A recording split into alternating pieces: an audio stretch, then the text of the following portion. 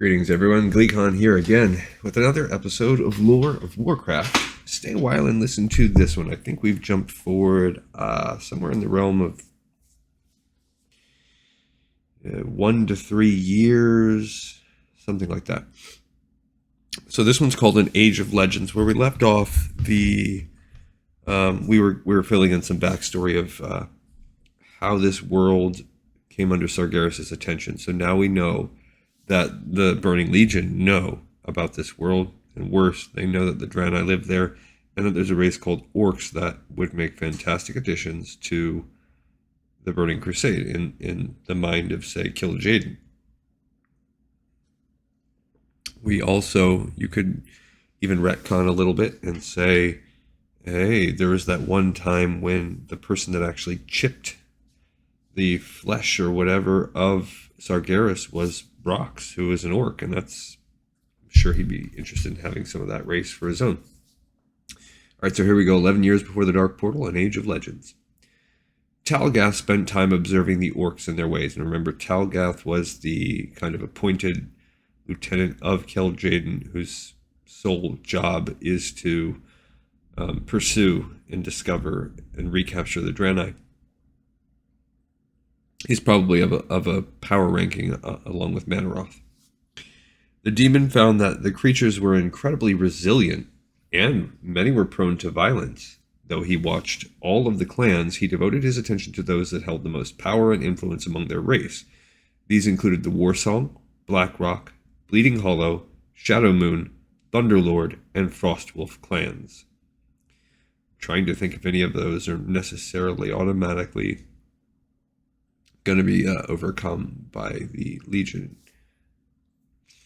In Nagrand, a constant battle with the High Maul ogres had shaped the Warsongs into fearsome nomads. A warrior named Grommash Hellscream led the clan. The High Maul outnumbered the Warsongs, but that did not stop the clan's bold chieftain from leading attacks against the ogres. Hellscream's highly mobile wolf riders swarmed across Nagrand's plains using hit-and-run tactics to raid ogre settlements. Grommash and his people eventually shattered High Maul's hold on the region, seizing much of it for themselves. They pushed the ogres back within the walls of their stronghold, and the Warsong chieftain became a legend among the clans. I want to say he's the person that leads the Horde originally.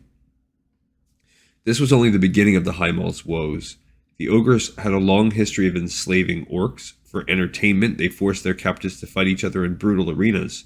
One slave known as Kargath led an uprising in High Maul. He tore off his own hand to escape his chains, and he challenged his fellow slaves to do the same. Those who did joined Kargath as he rampaged through the city and spilled the blood of his masters. I want to say in Warlords of Draenor, Grommash Hellscream and Kargath are the two main Iron Horde leaders. Kargath and these former slaves established a new clan called the Shattered Hand, and they settled in the spires of Arak. Slavery had changed these orcs into a twisted and embittered people who knew only pain and torment. Kargath and his followers adopted bloody traditions of self-disfigurement and scarification. They attached weapons to the ends of their severed limbs, and Kargath himself earned the name Blade Fist for starting this practice, Kargath Blade Fist. North of the Shattered Hand territories lay Gorgrond, home of the Blackrocks. Their leader, Chieftain Blackhand, commanded enormous respect from the orcs across the world. Though he was arrogant and power-hungry, he was also a charismatic leader and a great fighter. His mighty soldiers would follow their chieftain to the ends of Draenor without hesitation. So this is why they're calling this the Age of Legend. These are the legendary orcs that we still talk about now. The Blackrocks boasted the largest, most organized, and best equipped orcish military in the world. The clan's shaman had perfected the art of using elemental fire to shape Blackrock ore, a rare metal found in Gorgrond. The Blackrocks worked their forges day and night, crafting enchanted weaponry and armor that were nearly indestructible. Like the Warsongs, the Blackrocks had long clashed with local ogre populations. By the time Talgath began observing Blackhand and his followers, the orcs had crushed their brutish enemies and driven most of them from Gorgrond. The Bleeding Hollow were much different than other clans. The highly superstitious orcs dwelled in the remote corners of Tanaan Jungle, where they practiced dark rituals. The Bleeding Hollow faced many threats from Batani and Genusaur to ogres and Arakoa. These enemies had pushed the clan to the brink of extinction before a new leader came to power, Kilrog Deadeye. Interesting, because if you think about it, you get the Eye of Kilrog's spell. It is a spell cast both by ogre mages in Warcraft 2 and cast by warlocks in World of Warcraft. So I'm guessing he's the person that develops that spell, which means he's going to be a warlock, I would guess. Before becoming chieftain, Kilrog had undergone a rite of passage to see the future. He gouged out his eye and was granted a vision of his own death. The gruesome ritual did not trouble Kilrog. He lived his life without fear, for he knew exactly the exact day of his demise. Kilrog murdered his father to take control of the ailing, bleeding Hollow clan. Under his leadership, the orcs stormed through the jungles and eradicated their old enemies. Talgath was intrigued to find that not all clans were so warlike. The Shadow Moon were relatively peaceful orcs. They were a spiritual people who inhabited Shadow Moon Valley, and many of their traditions revolved around shamanic practices. The clan's shaman frequently traveled to the throne of the elements to commune with the world's elemental spirits. They also revered the orcs' dead ancestors, calling on them for advice. The wise chieftain Ner'zhul guided the Shadow Moon. I think Ner'zhul becomes bad. He was respected by every clan, a rarity for the fragmented orc race. Ner'zhul acted as an advisor to all shaman, and he helped foster and maintain the loose bonds shared among the different clans. Yeah, I believe he becomes, I don't know if he's fully bad or if he's just a warlock. I can't remember.